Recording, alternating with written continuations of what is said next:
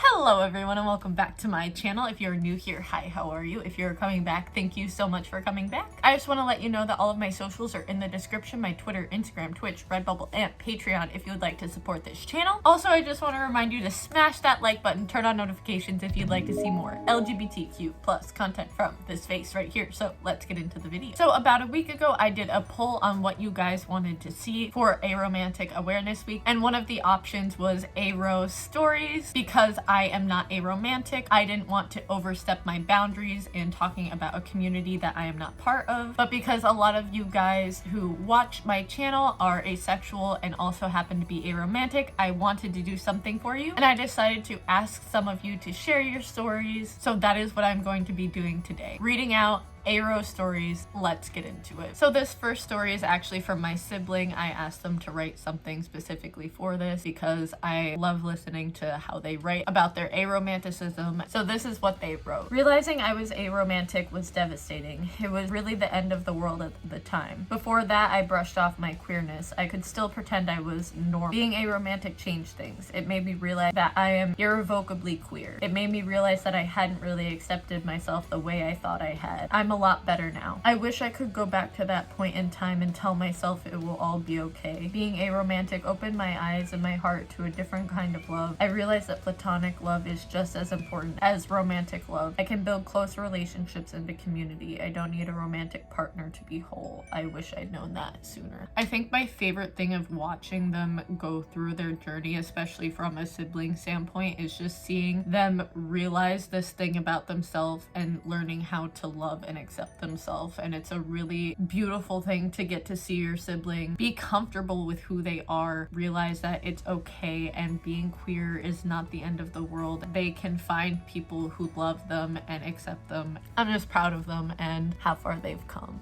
So yeah. This next one is from Izzy. She's 19 and this is her story. Long before I knew I was aro, I massively understood what it meant to have a crush. All through primary school, I would work my way through my classes, picking one person to have a crush on at a time. When I got to secondary school, however, I didn't know anyone yet, so I couldn't pick a new person. But then to my surprise, I started liking a person without first choosing to, or so I thought. It turns out my silly little aro ace brain didn't realize you can be friends with the opposite gender without having a crush on them, and I was just super excited about my new friend.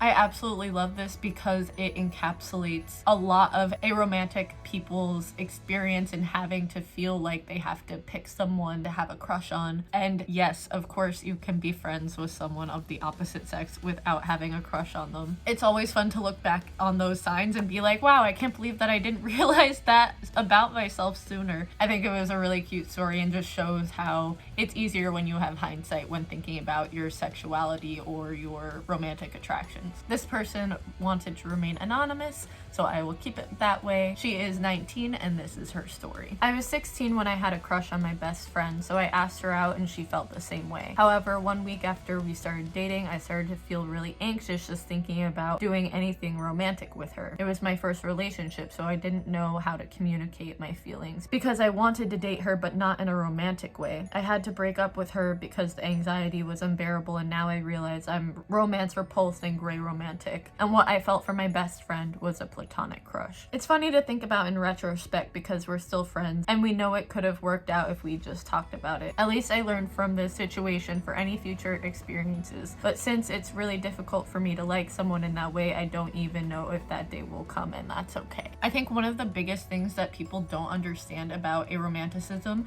is that there is such an anxiety with doing romantic things or being in romantic situations. Now, of course, there are people who are romance positive or romance neutral, but like Nan said, she is romance repulsed, and it can bring about a lot of anxiety. And it's not her fault for being like that. Being aromantic is not a fault or a bad thing. It's just something that sometimes you don't know until you're in the situation. And it is completely okay to communicate those things with your partner and be like, hey, I don't like this. And it's okay to break up with someone if you are that uncomfortable. This story is from Saskia. If I'm saying your name wrong, I apologize. She is 21 years old and this is her story. To preference this, I identify as aro/ace and have absolutely no interest in dating, never have. I am, however, often the one giving romantic advice to friends. The pros of any outside perspective aside, I cannot overstate how unqualified I am for this role. I had my first and only boyfriend in first grade, 6 years old.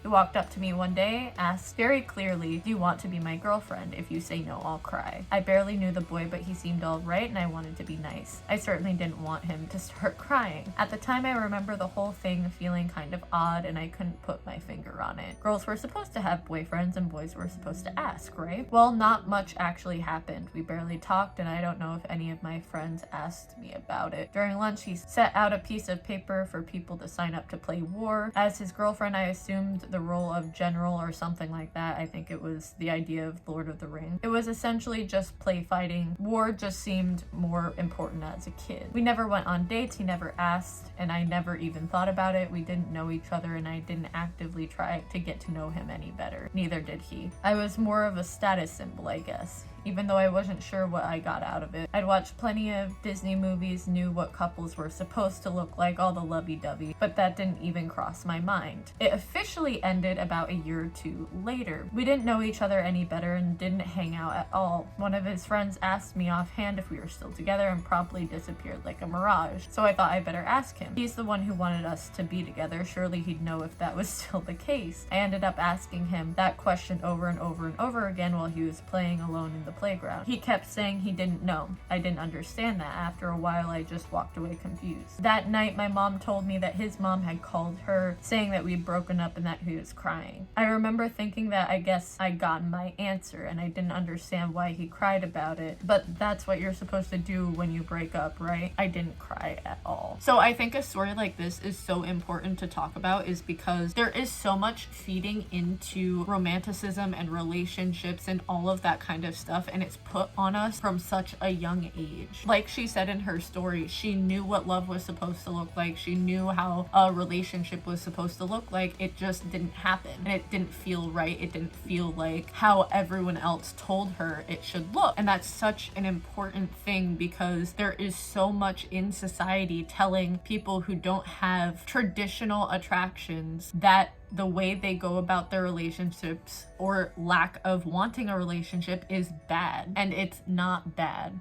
Just because you don't have a certain attraction doesn't mean you're less of a person, doesn't mean you're not deserving of love, and it just reinforces that idea that romantic love is the end all be all of everything when it's not. And it's so indoctrinated into us from such a young age. Okay, you guys, I hope you enjoyed this video. Comment down below, let me know your ARO story. Thank you to everyone who participated in this video. I appreciate all of your stories and learning more about your ARO experiences, especially as someone who isn't aromantic. It's really important to try to learn and be supportive for the ARO community this week. Thank you all again, and I will see you in the next video. Bye.